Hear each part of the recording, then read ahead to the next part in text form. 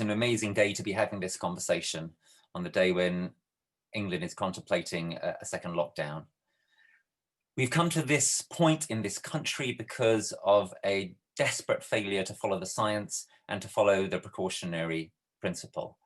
And that in relation to a crisis that is a lot more tractable than the climate crisis. What are the implications of this? So I've got 5 minutes, so I'm going to cut straight to the chase.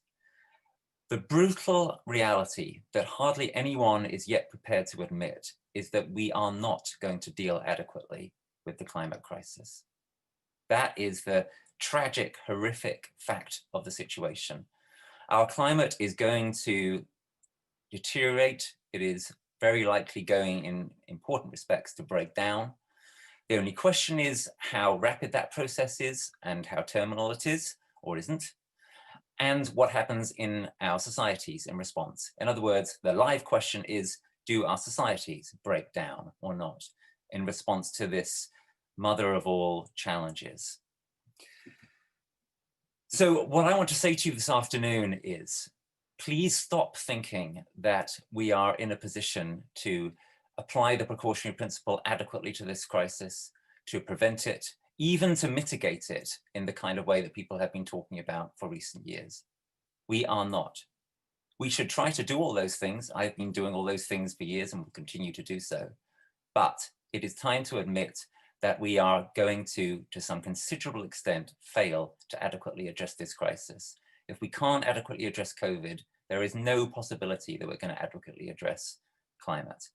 What does this mean? It means that we have to adapt. It means that we have to get serious about adaptation because climate decline is coming. It is going to get worse in the lifetimes of virtually all of us. It is conceivable it could be turned around within the lifetimes of our children, but very unlikely.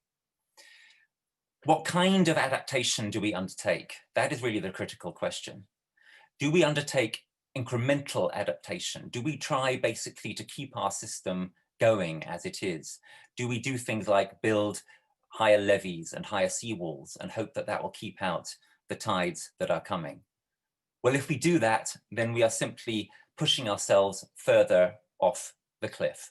We are prolonging a system which is bound to fall apart and collapse even further beyond its natural life. What we need to do is to pursue what in my think tank greenhouse we call transformative adaptation.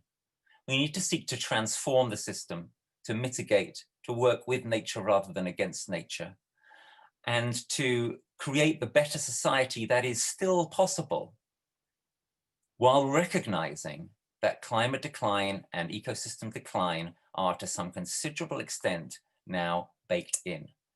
So transformative adaptation is an extremely bold agenda, which has barely begun to be considered.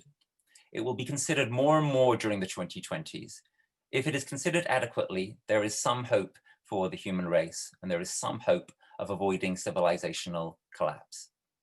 If it is not considered inadequately, then there is not.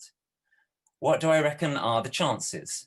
I think they're pretty slim, but I still think we should go for it and give it our best shot. And to the extent that we engage in transformative adaptation and get serious about recognizing that it is no longer credible to talk about ending or solving or reversing the climate emergency, then we will make our lives and the lives of our children better. What kind of things does this mean in concrete terms? Let me end by saying something about that.